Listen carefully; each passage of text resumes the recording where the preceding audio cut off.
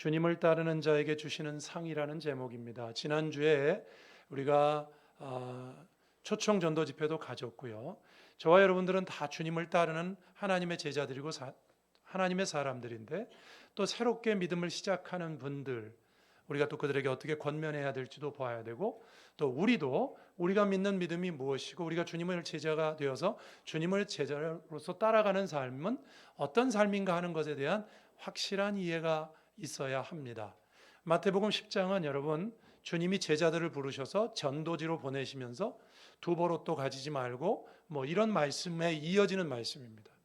제자들을 전도지로 세상으로 보내시면서, 그러니까 저와 여러분에게 세상으로 보내시면서 주님의 제자가 된다는 것이 어떤 것인가, 오늘 설교 제목처럼 주님을 따르는 자에게 주시는 상이 무엇이고 주님을 따른다는 것은 어떻게 복된 삶인가 하는 것을 우리에게 말씀해 주시는 말씀이니까, 새로 믿음을 시작하시는 분들에게 권면을 하거나, 혹은 우리도 주님을 따르고 있는데 주님을 따른다는 것이 어떤 은혜요, 어떤 삶인가 하는 것을 우리가 알고 따라가야 될 줄로 압니다. 여러분, 모르고 하는 것과 알고 하는 것은 천지차입니다. 모르고도 잘할 수 있어요. 그런데 모르고 잘하는 것은 어쩌다가 위기가 닥치면 모르고 했기 때문에 그 위기를 극복을 못합니다. 그런데 알고 하는 것은요, 살다가 위기가 닥치면 알고 있기 때문에 생각하고 넘어갈 수가 있어요. 그래서 우리가 예수님을 따른다는 것도 알고 따라야 됩니다. 예수님을 따른다는 것은 우리 인생에 어떤 변화와 약속이 있는 걸까요? 이 질문으로 한번 시작해 보도록 하겠습니다. 우리가 주님을 따른다는 것은 우리 인생에 어떤 변화가 있는 거고 어떤 약속이 있는 것일까요? 오늘 본문이 그것을 말씀하고 있습니다. 첫 번째는 이겁니다. 오늘 본문은 제자가 되는 복을 언급하고 있습니다. 우리가 주님의 제자가 되면 어떤 복을 받느냐? 그런데요, 이 제자가 되면 받는 복을 다소 충격적인 방법으로 말씀합니다. 여러분, 우리가 세상을 살면서 좀 충동적인 사람들은 어떤 특징이 있습니까? 어떤 일을 만나면 그냥 처음 딱 만났을 때 그 첫 느낌이나 혹은 첫인상 가지고 선입견 가지고 판단을 합니다. 그죠? 그게 맞다고 생각해요. 흔히 여러분 우리 시험 이제 얼마 앞두고 있는데 수능을 볼 때 첫 번째 딱 답이다고 생각하는 게 맞다. 그런 얘기 들어보셨잖아요. 그런 식이죠. 그래서 처음 드는 생각이 참 중요하다. 이런 얘기를 합니다. 맞을 때도 있겠습니다만 하나님의 진리에 관해서는요, 우리 인간들이 다 오염이 되어 있고 우리 인간들이 죄인들이기 때문에 하나님의 말씀을 보고 딱 드는 첫인상, 그게 꼭 정답 아닙니다. 한 번 더 생각해야 돼요. 한 번 더 생각할 때 답이 나옵니다. 처음 딱 드는 생각은 답이 나오지 않습니다. 제가 오늘 제자가 되는 복이 있다 이렇게 말하면서 여러분, 당장 34절이 이렇게 시작합니다. 내가 세상에 검을 주러 왔다. 그리고 35절에 불화하게 할 것이다. 시어머니와 여기 아버지와 딸이, 어머니와 며느리가 불화하게 할 거다. 원수가 집안 식구가 될 것이고, 나보다 사랑하는 자는 합당치 않고 십자가를 져야 되고 자기 목숨을 내놓지 않으면 내 제자가 되지 못한다.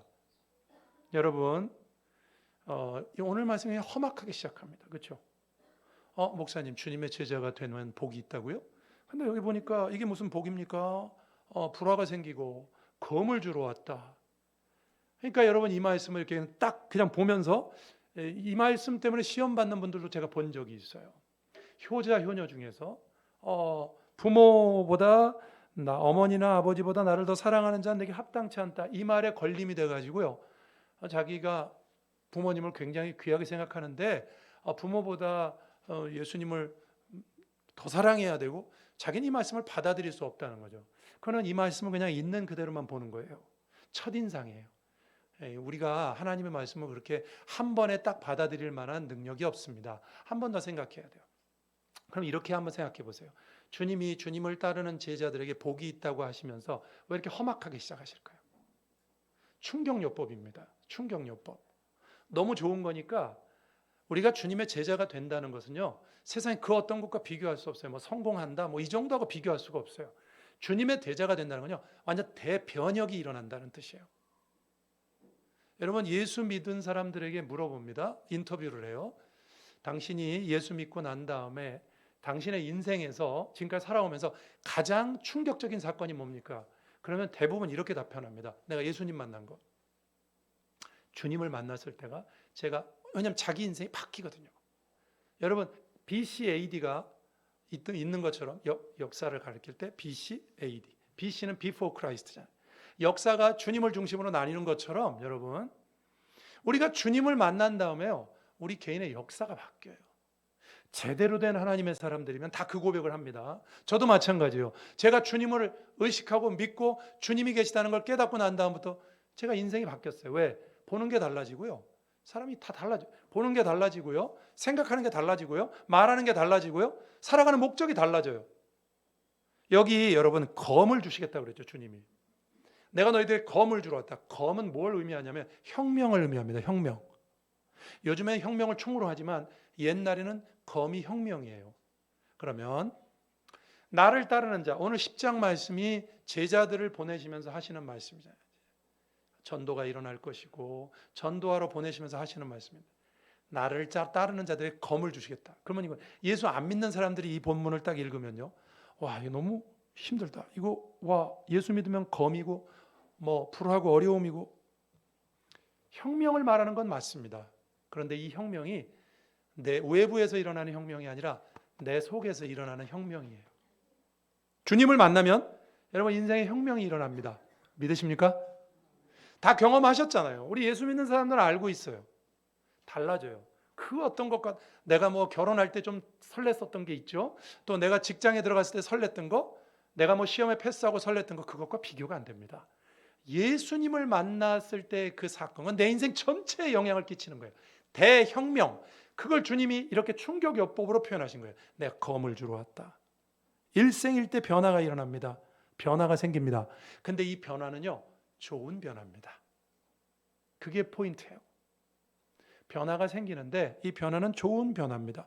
무서워할 일이 아니에요. 예수 안 믿는 분들이나 예수를 처음 믿는 분들이 이 본문을 보면 예수 믿다간 큰일 나겠다. 예수 믿다간 집안 말아먹겠다. 예수 믿다가는 뭐 내 인생 그냥 꼬이겠다. 불편해지겠다. 생각을 해보십시오. 그런 말씀을 성경에 써놓으셨겠습니까? 하나님께서? 그런데 왜 이렇게 썼냐고요? 그만큼 좋다는 얘기예요. 그만큼. 너희들이 예수를 믿으면 우리의 인생에 변화가 생기는데 그 변화는 정말 충격적인 것이다. 혁명과 같은 것이다. 가장 가까운 가족들부터 관계가 바뀌어요. 내가 예수를 믿고 나면요. 당장 이 생각부터 듭니다. 내가 믿는 예수, 우리 부모님 안 믿는데, 내가 믿는 예수, 우리 형제들은 안 믿는데, 내가 믿는 예수는 우리 자녀들은 안 믿는데, 어떻게 하면 믿게 할까? 이렇게 바뀌죠. 이게 정상이에요. 이런 변화가 생깁니다. 그걸 이렇게 표현한 거예요. 오늘 본문에. 나쁜 변화가 아닙니다. 더 나은 삶을 위한 변화입니다. 믿으십니까? 우리가 죄에 물들어 있잖아요. 성경이 우리 보고 죄인이라고 말씀하잖아요. 우리 죄가 있잖아요. 우리가 지금 현재 상태로는 구원을 받을 수가 없어요. 뒤집어져야 돼요. 근데 이 뒤집어지는 게 나쁜 게 아니라고요. 이렇게 비유를 들 수 있습니다. 여러분. 우리 이제 가을이죠. 곧 태풍이 몰려올 겁니다. 우리나라에 안 왔으면 좋겠는데 가을철이 되면 태풍이 보통 한 두세 개, 많으면 두세 개, 아니면 한두 개 꼭 우리나라를 거쳐갑니다. 여러분, 그렇죠? 태풍은 우리들이 볼 땐 좋은 거 아닙니다. 그렇죠? 태풍 오면 좋으십니까? 태풍 오면 여러 가지 어려움이 생기고 침수도 일어나고 우리 삶에 좋지 않아요. 그럼 한번 이렇게 생각해 보세요. 태풍이 그렇게 나쁜 건데 하나님께서 천지를 창조하신 하나님이 왜 자연에 태풍을 주셨을까요? 필요해서 주셨겠죠. 여러분, 태풍은 나쁜 것이 아닙니다. 기상을 연구하는 분들이요. 여러분, 바다가 이렇게 파도가 살짝 치는 걸로는 바다의 변화가 일어나지 않는답니다. 1년에 몇 차례씩 태풍이 와서 바다를 밑에부터 끝까지 태풍 정도가 와야 바다가 싹 다 뒤집어진답니다. 바다가 뒤집어지면 어떤 일이 벌어질까요? 예? 영양분이 풍성해지겠죠. 충분히 생각하실 수 있죠. 그럼 어종이 달라집니다. 제가 지난주에 우리나라 조선왕조실록을 말씀드렸는데 조선왕조실록에 보면 재밌는 얘기가 많이 나와요. 옛날 책 읽어보면 재밌는 얘기 많죠. 제주도 사람들은요. 옛날부터 태풍이 한두 차례 꼭 지나가기를 기우제를 드렸어요. 그 구술한 내용이 거기 나옵니다. 조선왕조실록에. 태풍이 오면 뭐가 좋다고 그 태풍이 오게 해달라 그럴까요? 제주도에 사는 사람들이 옛날부터 그랬대요. 왠지 압니까? 태풍이 와야 어종이 달라진대요. 태풍이 와야 뭐 파도 치는 정도는 안 되고 태풍 정도가 와야 바다가 싹 다 뒤집어지고 바다가 풍성해지고 그 태풍은 인간에게 다소 어려움을 주는 것 같지만 결국은 더 유익하게 하는 게 태풍이랍니다. 오늘 본문의 주님이 너희들에게 검을 주러 왔다 하는 말씀이 그런 뜻이에요. 여러분, 주님을 우리가 만나게 될 때 우리 인생엔 혁명이 일어납니다. 이게 나쁜 혁명이 아니에요. 우리를 유익하게 하기 위한 혁명이죠. 뒤집어져야 돼요. 뒤집어지지 않으면 지금까지 우리가 살아가는 방식으로는 하나님의 구원을 얻을 수가 없어요. 뒤집어져야 됩니다. 그래서 태풍이 있는 것처럼 그 변화가 우리에게 있다고 말씀하는 것입니다. 근데 이게 우리에게 복이라는 사실을 기억하시기 바랍니다. 교회를 나오시는 분들, 여러분 제가 오늘 말씀하는 것들은 기억했다가 믿음을 얼마 갖지 않은 분들이 오해를 할 때 꼭 말씀해 주시면 좋겠어요. 뭐냐면 교회를 다니고요, 어느 정도 지나면요, 뭐 교회를 안 다녀도 인생은 어려워요. 근데 꼭 교회를 다녀서 문제가 생기는 건 아닌데 어쨌든 교회를 다니고 얼마 정도 지난 다음에 교회 안 나오겠다는 분들이 계십니다. 전도 집회에 이렇게 오셨는데 좀 잘 나오는가 싶더니 한두 달 지난 다음부터 안 나오겠다는 분들이 계세요. 이유가 뭐냐? 교회를 다녔는데 자기에게 나쁜 일이 자꾸 생긴다는 겁니다. 교회를 다니는데도 안 좋은 일이 생긴다는 겁니다. 그거는 안 좋은 일이 아니에요. 내가 교회를 다니면서 믿음 생활을 시작했기 때문에 내 인생에 변화가 일어나기 시작한 거예요. 결국은 그것은 태풍과 같이 나를 뒤집어 엎어서 결국 나를 더 복되게 할 거라고요. 근데 그걸 못 참으면 그렇게 해서 교회를 떠나면 진정한 제자가 되는 복을 못 누리는 것입니다. 여기 계신 분들은 다 그걸 극복하시고 이 자리까지 오신 분들이죠. 그죠? 앞으로도 마찬가지입니다. 태풍은 나쁜 게 아닙니다. 주님이 나쁜 것을 자연에 두셨겠습니까? 주님이 우리에게 나쁜 것을 주시겠다고 검을 주시겠다, 불화를 주시겠다 그러게 말씀하십니까? 그만큼 예수를 믿는다는 건 혁명적인 거예요. 관계가 다 바뀌어요. 관계가 다 바뀌고 우선순위가 바뀝니다. 그러나 그게 복이에요. 거기서부터 출발해서 정말 풍성한 인생의 맛과 의미를 예수 안에서만 느낄 수가 있습니다. 믿으십니까? 이게 제자가 되는 복입니다. 오늘 본문이 말씀하는 복입니다. 근데요, 이 제자가 되는 복에 우리가 제자가 되는 것은 이렇게 귀한 것이죠. 태풍과도 같이 유익된 것이죠. 근데 오해도 있습니다. 어떤 오해가 있냐면 37절을 한번 보십시오. 이런 말씀이 있어요. 아버지나 어머니를 나보다 더 사랑하는 자는 내게 합당치 않다. 그래서 아까 이거 효자 효녀들이 보면 교회 안 믿겠다. 제가 실제로 그런 분을 본 적이 있어요. 효심이 지극하신 분. 조금 더 지나면 알 수 있는데 이게 무슨 뜻인지. 그냥 이것만 보고 교회 다니다면 큰일 나겠네? 아니요. 여기 이 말씀, 교회를 다니면 부모님을 소홀히 해야 되나 보다. 이 사실 그 말씀이 전혀 아니거든요. 소홀히 해야 되나 보다. 더 나아가서 이런 거죠. 교회를 다닙시다 그러면 교회를 안 나가겠다, 교회 다니기 싫다고 하는 분들이 대부분 하는 말이 이겁니다. 교회 나가면 내가 교회 나가기 전에 내가 좋아했던 거 다 끊어야 된다며. 물론 끊어야죠. 죄는 끊어야죠. 죄는 교회 안 나가도 끊어야죠. 사실은 죄면 누가 봐도 저건 죄다 그런 거 하지 말아야죠. 죄는 끊어야 됩니다만 사람들이 어떤 오해를 하냐면요, 교회를 나가면 지금까지 했던 거 다 그만둬야 된다고 생각해요. 포기해야 된다고 생각해요. 그러니까 교회를 나가는 순간 이전의 모든 것들은 다 포기해야 된다. 잘못 알고 있는 것입니다. 다 포기가 아니에요. 일단 37절부터 한번 보시죠. 아버지나 어머니를 나보다 더 사랑한다 그랬죠? 그러니까 이 말은 아버지 어머니 사랑하지 말란 말 아니죠. 그죠? 무슨 뜻이죠? 예수님을 제일 사랑하고 그 다음이 아버지 어머니가 돼야 된다는 뜻이죠. 그러니까 우선순위가 바뀐다는 얘기지 다 버리라는 뜻이 아닙니다. 이것도 사람들이 굉장히 오해합니다. 교회 나가면 뭐 하지 말라는 것도 많고 교회 나가면 그냥 내가 이제까지 했던 것 중에서 다 버려야 죄는 버려야 된다니까요. 그러나 뭐 예를 들면 교회 나가면 여러분 뭐 뭐 어떤 분은 그것도 걱정하시더라고요. 교회 나가면 내 재산 다 팔아서 교회에다 헌금해야 됩니까? 안 해도 돼요. 그런 거 걱정하세요.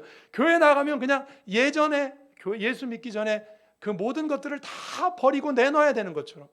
오늘 본문 절대로 그렇게 얘기하지 않습니다.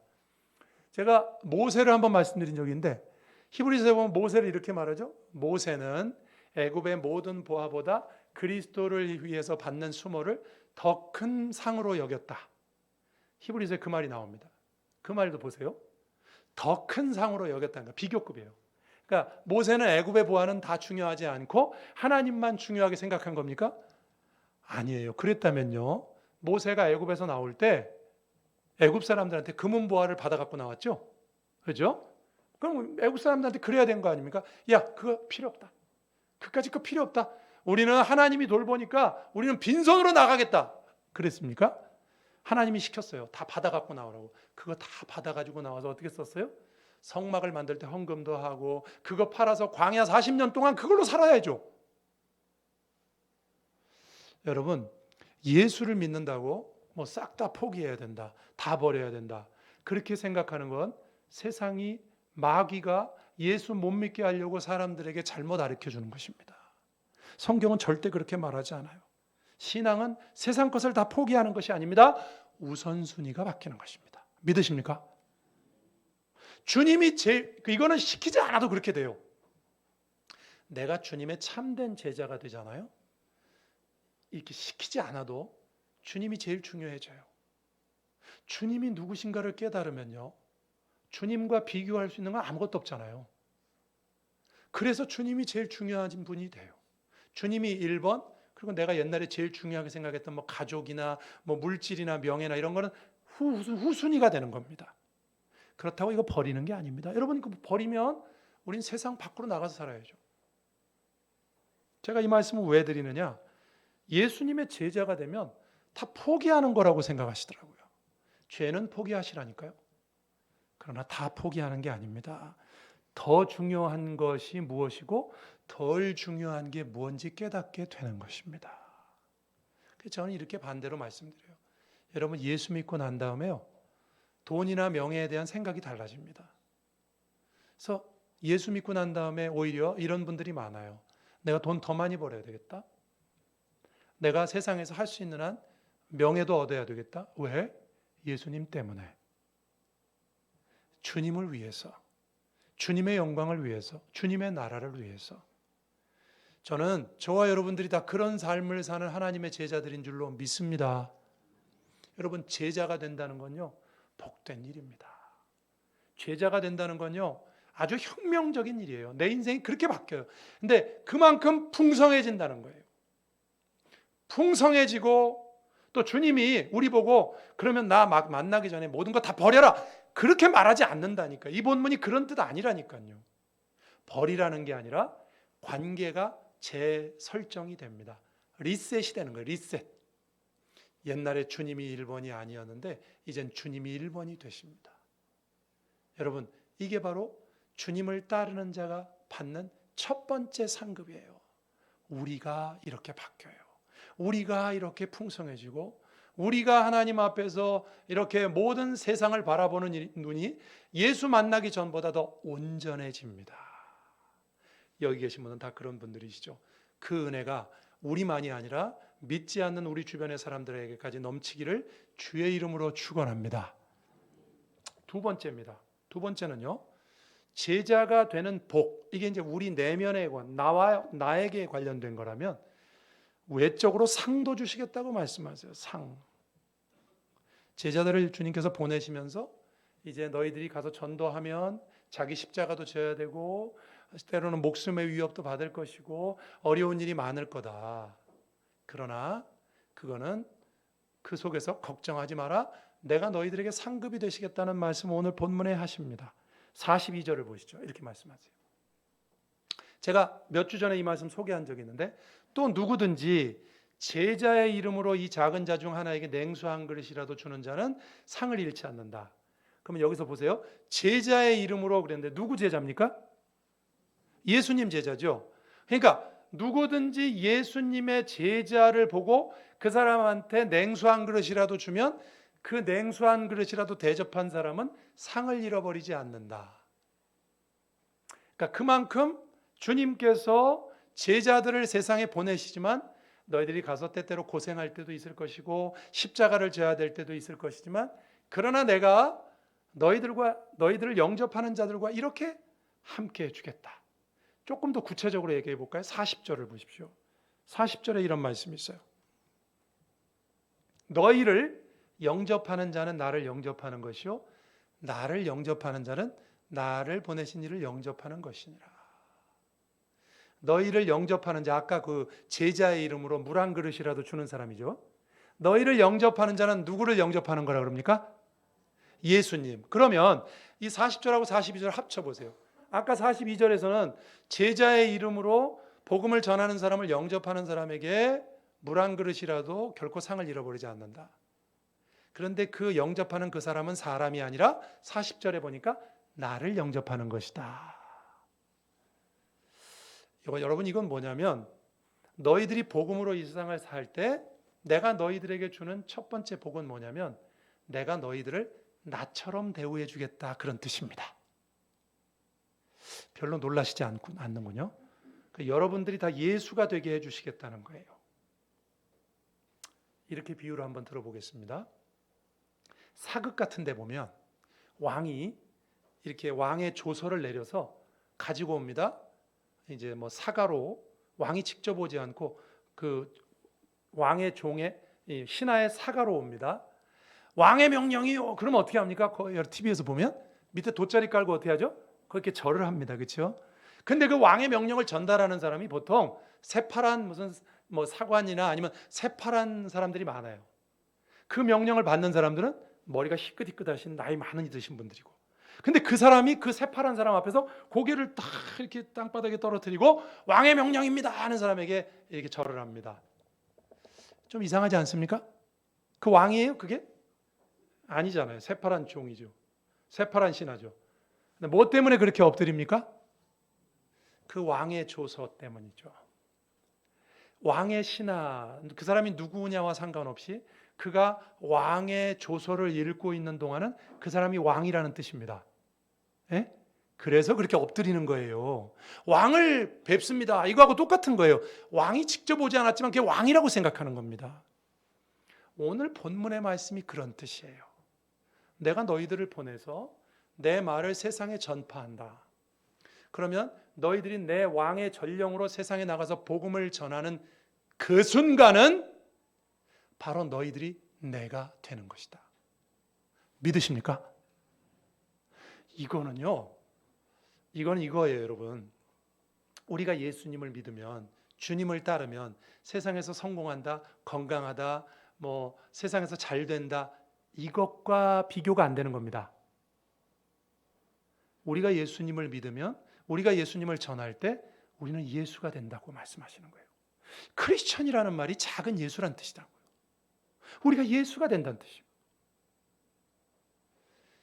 자, 하나 더 얘기해 볼게요. 여러분들이 존경하는 어떤 분이 있다고 치십시다. 야, 저 사람은 참 훌륭하고 저 사람처럼 됐으면 좋겠다. 그 사람이 뭐 돈도 많고 뭐 예를 들면 뭐 세상에서 성공하고 다 훌륭하다고 생각해 보십시오. 그분이 여러분을 초대했어요. 오십시오. 그런 다음에 주변에 있는 사람들한테 그 사람을 이렇게 소개합니다. 자, 이분은 내가 좋아하는 사람이니까 앞으로 이분에게 이렇게 좀 혜택을 좀 드리도록 해라. 밑에 있는 사람들한테 그렇게 얘기합니다. 근데 이렇게 얘기하지 않고 만약에 이렇게 얘기했다고 생각해 보세요. 그분이 대통령이라고 생각하십시다. 여러분을 딱 불러놓고 밑에 있는 참모들에게 여러분, 이분은 다른 말 하지 않겠습니다. 나처럼 대우하십시오. 뭐 편의를 좀 봐줘라 이 정도가 아니에요. 나처럼 대우하십시오. 가장 큰 영광이죠. 그죠? 주님이 주님을 따르는 제자들에게 뭐라고 말씀하시는 줄 압니까? 내가 너를 나처럼 대우하겠다. 하나님께서 이 땅에 예수님께서 살아가실 때 어떻게 하셨습니까? 어떻게 도와주셨습니까? 심지어 십자가에 죽으셨지만 다시 살리셨죠. 부활하셨죠. 여러분, 주님께서 우리가 주님을 따를 때 주님처럼 되게 해주시겠다는 말씀입니다. 믿으십니까? 와, 이거보다 더 큰 상이 없어요. 뭐 우리를 불러놓고 내가 너희들에게 성공도 주고 뭐 이것도 하겠다, 이 정도가 아니에요. 나처럼 되게 하겠다, 하나님의 아들처럼 되게 하겠다. 이건 인도와 보호와 도움과 모든 약속을 포함하고 있는 말입니다. 너희를 영접하는 자는 나를 영접하는 것이 되겠다. 믿으십니까? 그러니 여러분, 우리가 이 세상에서 제자로 산다는 건요, 엄청난 특권입니다. 엄청난 특권입니다. 여러분, 예수님 때문에 창피하십니까? 예수를 전하는 게 창피합니까? 바울이 이렇게 말했어요. 난 복음을 부끄러워하지 않는다고. 왠 줄 압니까? 내가 예수님을 전할 때, 그때가 사실은 내가 가장 강할 때입니다. 내가 나를 위해서 살아봤자, 여러분, 내가 나를 지킬 수 있습니까? 못 지켜요. 못 지켜요. 그러나 우리가 주님을 위해서 살 때 주님이 우리를 주님처럼 지켜주시겠답니다. 믿으십니까? 이 은혜가 여러분에게 있는 것을 믿으시고 믿음으로 사시는 여러분들에게 주의 이름으로 축원합니다. 하나 더 말씀드리면, 이 복된 것이 나를 넘어서 다른 사람들에게까지 갑니다. 너희를 영접하는 자에게 내가 물 한 그릇도 결코 그냥 넘어가지 않겠다고 하시죠. 이건 이런 뜻이에요. 내가 복을 받는 건 물론이고 나를 통해서 내 주변의 사람들이 복을 받는다. 나에게 물 한 그릇이라도 준 사람 복을 받는다 그랬죠. 그러니까 여러분들이 복음을 전하면요, 남에게 복을 주는 거예요. 여러분이 복음을 전하지 않으면 어떻게 되죠? 다른 사람에게 복 주는 걸 막는 거가 되는 거예요. 아니, 복은 뭐 각자 알아서 받는 거죠? 아니요. 성경은 이렇게 말해요. 내가 주님의 제자로 살면 남이 복을 받는다고. 구약으로 말하면요, 여러분 요셉을 어떻게 얘기하죠? 구약에 요셉의 가지가 담을 넘었다 그러죠. 그죠? 담을 넘었다는 건 자기를 넘어서 다른 사람들을 풍성하게 한다는 뜻이에요. 요셉이 주님의 말씀, 하나님 말씀 들었을 때 자기도 잘 됐지만 이스라엘 전체가 먹고 살았죠. 여러분, 제가 여러분에게 한번 이렇게 물어볼게요. 여러분 예수 믿고 여러분 때문에 복받은 인생이 있으십니까? 여러분 때문에 잘된 인생이 있으십니까? 여러분 때문에, 그러니까 이제 예수를 믿어야 잘된 인생이죠. 여러분이 예수 믿고 여러분 때문에 이익을 본 사람이 있습니까? 여러분, 우리가 이 세상 살아가면서 나 자신만을 위해서 산다 그러면 참 초라합니다. 나 때문에 복 받은 사람이 있어야죠. 우리가 예수님을 증거한다는 건 그래서 이런 거예요. 우리가 예수를 증거하러 세상에 나가 세상 사람들이 우리 싫어하죠. 예? 그러나 우리는 이렇게 생각해야 됩니다. 싫어하지 마. 내가 지금 당신들 복 받으라고 이런 거 하는 거야. 복 받으라고. 당신들이 나를 영접하면 주님을 영접하는 거고 당신들이 복되게 돼. 여러분, 이게 나를 넘어서 내가 받는 상만 있는 게 아니라 우리를 주님과 같이 대접하시는 것만이 아니라 나 때문에 내 주변에 있는 사람이 복을 받는다. 흘러넘쳐서 풍성해진다. 내가 흘러넘치면 나의 가장 가까운 가족들이 복을 받겠죠? 그렇죠? 흘러넘치면 가족들이 먼저 복을 받겠죠? 그 다음 그 주변에 있는 모든 사람들이 복을 받게 될 것입니다. 여러분, 우리가 주님을 따를 때 그런 일들이 발생한다는 사실을 꼭 기억하실 수 있길 주의 이름으로 축원합니다. 말씀을 정리합니다. 여러분, 주님을 따른다는 것 자체가 복이라고 말했어요. 예? 우리 인생이 태풍과 검처럼 혁명처럼 뒤집어집니다. 그렇게 뒤집어져야 온전해집니다. 그래서 더 풍요롭게 하기 위해서 우리를 주님과의 관계를 재설정하게 주님보다 귀한 것이 없도록 만드시기 위해서 우리 인생을 주님을 만나면 변화가 생깁니다. 또 거기에 멈추지 않고 주님은 우리를 주님처럼 대우하시겠다고 말씀하시고 우리 때문에 다른 사람이 복을 받겠다고 말씀하십니다. 이 복된 제자의 삶을 거절하시겠습니까? 여러분, 여러분의 생애를 통해서 이 제자됨이 세상에 드러나고 주님의 주님 되심이 더 높아지시기를 주님의 이름으로 축원합니다. 기도하시겠습니다. 오늘 말씀 생각하면서 주님께서 우리에게 진정한 복을 주시겠다는 것을 검을 주러 왔다고 말씀하시는 것을 통해 표현하셨습니다. 우리가 제자가 되는 복을 누리고 제자가 되는 상을 황송하지만 주님처럼 해주시겠다는 그 상을 누리고 나 때문에 다른 사람들이 복된 생애가 되는 그런 인생이 되게 해달라고 같이 한번 기도하시겠습니다. 하나님 아버지 감사합니다. 오늘도 주님 앞에 나와서 주님의 귀한 제자들과 주님의 귀한 성도들과 함께 하나님의 말씀을 나눕니다. 우리의 인생 복된 생애 되게 하시고 주님을 믿는다는 것 자체가 하나님 우리 인생에 정말 커다란 변화요, 그것은 우리를 정말 유익되게 하기 위한 변화라고 주님이 말씀하시고 말씀하십니다.